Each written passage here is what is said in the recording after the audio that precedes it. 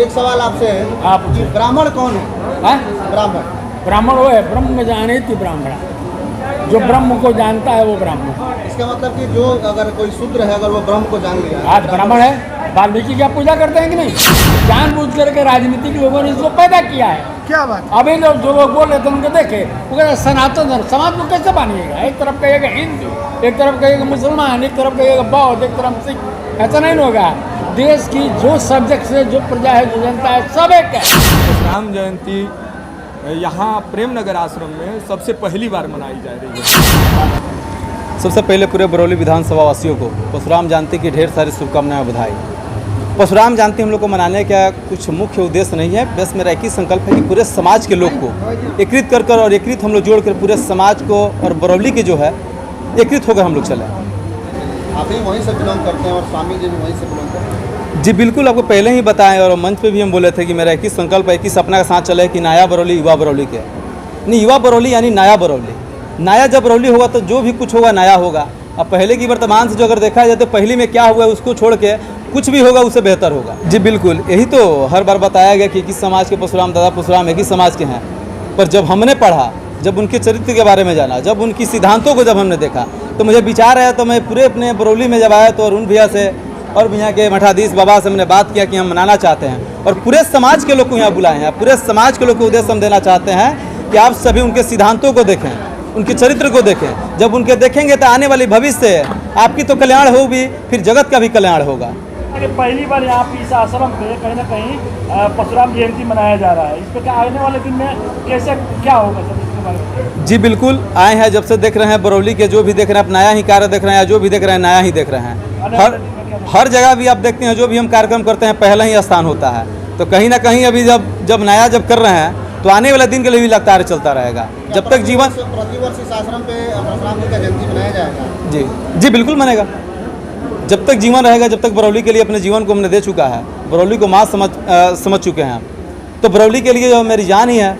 तो बरौली का जो भी कार्यक्रम होगा, जो भी धर्म से रिलेटिव हो या कार्य क्षेत्र जो भी हो, सेवा के भाव से मेरे तो फाउंडेशन और एनजीओ जो कार्य करिए श्याम जन सेवा फाउंडेशन, आगजनी से लेके शादी विवाह से लेके जो भी कार्य में देख रहे हैं तो लगातार लगे हुए हैं। 24 घंटे में तो 18 घंटा तो जो है पूरे समाज के लिए ही है मेरा जीवन है, और समाज में लगे हुए लगातार, और जो भी एकदम लगातार चलता रहेगा कार्य।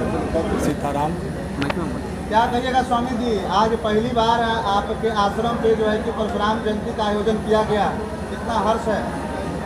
सबसे पहले सभी सनातन धर्म स्वावलंबियों को मेरा बहुत बहुत साधुवाद।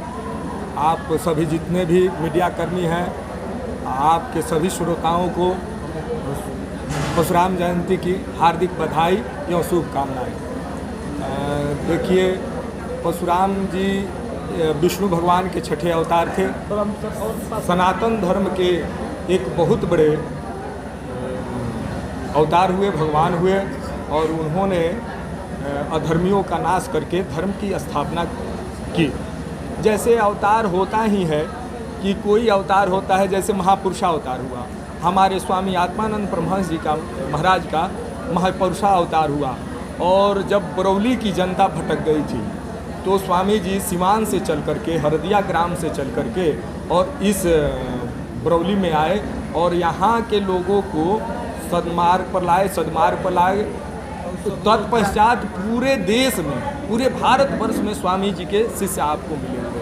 पूरे देश में उन्होंने जा करके और सनातन धर्म का प्रचार प्रसार किया अपने प्रवचनों से, सभी को लाभान्वित कर करके, और उन्हें सनातन के मार्ग पर लेकर के आए। और ये हमारे श्याम भाई जो हैं, इनके मतलब मन में विचार आया, इन्होंने हमारे शिक्षा गुरु जो हैं अरुण मिश्रा जी, राणा प्रताप सिंह जी, इनसे बात किए और ये लोग कहे कि स्वामी जी हम लोग मनाना चाहते हैं। हम कहे गुरु जी अगर स्वामी जी की इच्छा होगी तो उन्हीं के गांव के बच्चे हैं ये। तो स्वामी जी ने अपना लिया, तुरंत ऐसा प्रयोजन बन गया कि स्वामी जी अपना रहे हैं। मतलब बरौली में आकर के स्वामी जी काम किए हैं और स्वीकृति स्वामी जी ने दे दिया, और स्वामी जी के कृपा से इतना बड़ा आयोजन हुआ। आप देख रहे हैं बहुत सारे संत महात्मा विद्वान लोग आए हुए थे और सभी को आदरपूर्वक यहाँ कार्यकर्ता लोग लगे हुए हैं।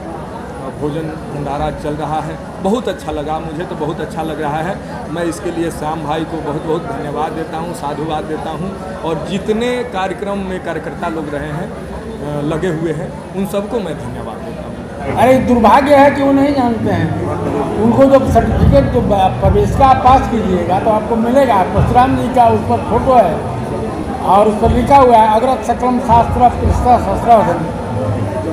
दिनकर क्या कहते हैं उनके बारे में? उन्होंने कहा कि एक ऐसा आदमी हुआ शास्त्र और शस्त्र दोनों रखता है। कहता है इतिहास जगत में हुआ एक ही नर ऐसा, रण में कुटिल काल सम क्रोधी। और उन्होंने आगे क्या बताया? मुख में वेद पीठ पर तर्कस, जिस मुनि के थे संबल। वो राष्ट्रवादी थे और सहस्त्रबाहु का उन्होंने विरोध किया, इसलिए कि वो इन्वेडर था, आक्रांता था। वो आक्रांता था और चूंकि उस समय के समाज के अनुसार से कि जो लोग गुण कर्म जैसा होगा वैसी जाति होगी, इसलिए उसको क्षत्रिय कहा गया। अभी जनता के सामने जो समस्या एक चीज़ देख रहे हैं आप, जमाबंदी का कानून तो बन गया, मालिक है उसका हिस्सा भी है लेकिन बेच नहीं सकता है। उस समय का जो कॉन्स्टिट्यूशन था, जो स्मृति थी, उसके हिसाब से उसको क्षत्रिय माना गया, उस इन्वेडर को आक्रांता किया और उन्होंने उसका विरोध किया। ये नहीं कि क्षत्रिय जाति का विरोध किया। कहीं ना कहीं भ्रांति है समाज में। सबको मिला, संघ को आज पता है कि कहाँ है। आप बता सकते हैं कि कौन संघ, हो सकता है कि हम ही हों, लेकिन पता नहीं है किसी को। तो समन्वय होना चाहिए। विवेकानंद जी कहा था ना कि समन्वय समाज में पैदा करो, समझौता नहीं करो। समझौता की बात हम नहीं कहते हैं, समन्वय होना चाहिए। समन्वय। आप वाल्मीकि की पूजा करते हैं कि नहीं? रैदास की पूजा करते हैं कि नहीं? क्यों करते हैं? क्या समाज के लोगों में ये बात क्यों नहीं गई कि भाई ब्राह्मण नहीं, ब्राह्मण वो है जो ब्रह्म को जान लिया, जो ब्रह्म को जान लिया है, जो जानने की तैयारी में है या जान चुका है, वही ब्राह्मण। हाँ, वही ब्राह्मण। ये कहीं ना कहीं समाज में जो मैसेज जो आप बता रहे हैं, हम नहीं बता रहे हैं, तो आपका शास्त्र बोल रहा है। हम कौन है बताने? हम धार्मिक आदमी थोड़े हैं, हम तो एक सामाजिक एक्टिविटी। हमको क्या अधिकार है उसमें दखलंदाजी देने? तो शब्द हमको मिला हुआ है। जैसे आपको ताकत है, लक्ष्मी की कुची और वक्रता मिली हुई है, आप उसका जैसा उपयोग कर लें। हमारे पास अगर शब्द की ताकत है तो बालू से हम तेल निकाल देंगे और सरसों को सुखा देंगे। बड़ा हर्षोल्लास के साथ प्रेम नगर आश्रम पर उनकी जयंती परशुराम जी के मनावल गए। आप सबों ने बड़ी सुंदर एक प्रश्न पूछा था, ब्राह्मण क्या है, कौन है, और किस उद्देश्य से हम लोगों ने परशुराम जयंती का आयोजन इस आश्रम पर किया है। तो मेरे समझ से सबको एक भाव में जोड़ने के लिए परशुराम जयंती का आयोजन इस आश्रम पर हुआ। और ब्रह्मधारी से दिनकर ने रश्मि रथी में कास्ट एनालिसिस बड़ी सुंदर ढंग से किया है। रश्मि रथी में ऊंच नीच का भेद न माने, सबसे श्रेष्ठ वही ज्ञानी है। दया धर्म जिसमें हो, सबसे कुछ वही प्राणी है।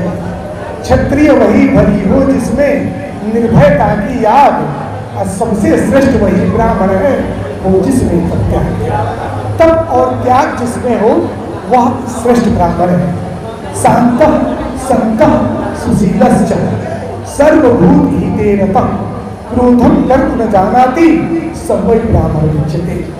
जो शांत हो, संत हो, सुशील हो और सबके कल्याण की बात सोचता हो, क्रोध करना नहीं जानता हो, वही ब्राह्मण है। इसीलिए इस धरती पर ब्राह्मण को देवता भी कहा गया है, क्योंकि देवाधीनम जगत सर्वम मंत्राधीनम ही देवता, अति मंत्रा ब्राह्मणाधीनम तस्मात् ब्राह्मण देवता।